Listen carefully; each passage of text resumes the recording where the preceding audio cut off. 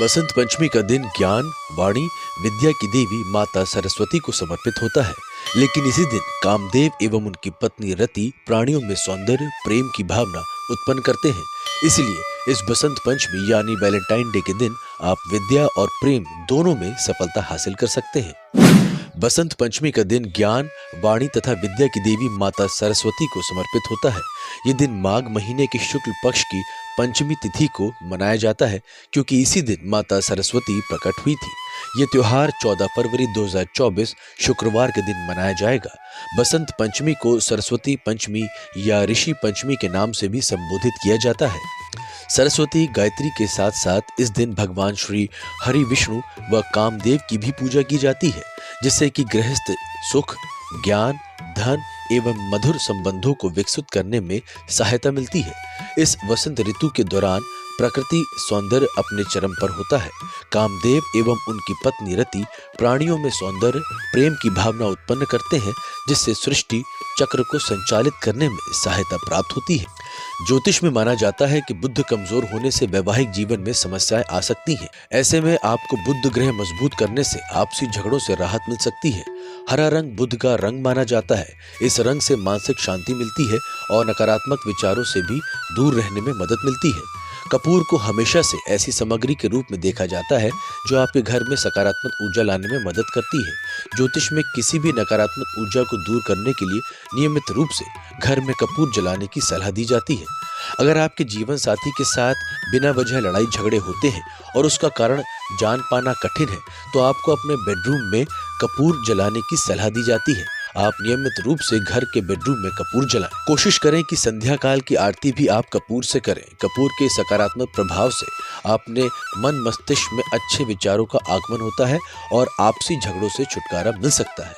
बसंत पंचमी के दिन पहने पीले रंग के कपड़े। अगर आपके जीवन साथी के साथ बिना वजह झगड़े होते हों, तो बसंत पंचमी के दिन पीले वस्त्र पहने। कोशिश करें कि आप दोनों मिलकर इस दिन एक साथ पूजा करें।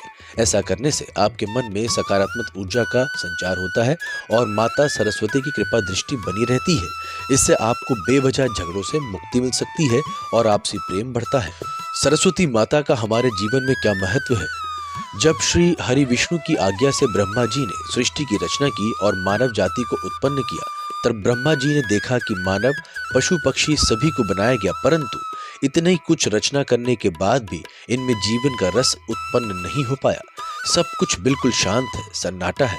इतना कुछ बनाकर भी सब कुछ नीरस प्रतीत होता है। तब ब्रह्मा जी ने विष्णु जी से इस नीरसता को दूर करने का सुझाव मांगा, तो विष्णु जी ने कहा कि आप आदि शक्ति की शरण में जाओ।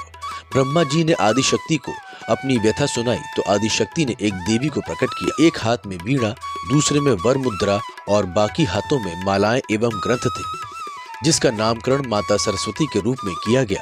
माता को शारदा, देवी भगवती, भागेश्वरी, वीणा वादिनी इत्यादि अनेक नामों से भी जाना जाता है। माता सरस्वती की कृपा से सभी जीवों को वाणी प्राप्त हुई, जिससे कि सभी में सुर प्रकट हुए तथा वे एक दूसरे से बातचीत करने के योग्य बन पाए तथा रची गई सृष्टि की नीरसता दूर हो सकी। इसी ही कारण से माता सरस्वती को वाणी, ज्ञान एवं विद्या की देवी कहा गया है। इसी कारण बसंत पंचमी पर माता सरस्वती की पूजा की जाती है। इस दिन विद्यार्थियों को पढ़ाई से संबंधित कोई भी समस्या चल रही हो, तो उन्हें आज के दिन गायत्री मंत्र का पाठ आरंभ कर देना चाहिए, जिससे आपके भीतर सकारात्मक ऊर्जा का प्रभाव हो सके और विद्यार्थियों की ऑब्जर्वेशन स्किल के साथ साथ याद करने की क्षमता भी बढ़ सके। निरंतर गायत्री मंत्र का जाप करते रहने से आपको आध्यात्मिक शक्तियों के साथ साथ सकारात्मक ऊर्जा का भी विकास करने में सहायता प्राप्त होती है। वैसे तो हमारा सनातन धर्म हजारों साल की साइंटिफिक रिसर्च पर आधारित है, लेकिन आज के विज्ञान में अमेरिका के वैज्ञानिक डॉक्टर होवर्ड ने शारीरिक विज्ञान की प्रयोगशाला में कई वर्षों के गहन परीक्षण के पश्चात ये घोषित किया कि गायत्री मंत्र प्रति सेकंड 1,10,000 ध्वनि तरंगे उत्पन्न करता है, जिसका सीधा सीधा प्रभाव मानव शरीर एवं उसके मन पर पड़ता है और इस दिव्य मंत्र में विभिन्न फ्रीक्वेंसीज के मिश्रण से विशेष आध्यात्मिक शक्तियों को विकसित करने की क्षमता विद्यमान है।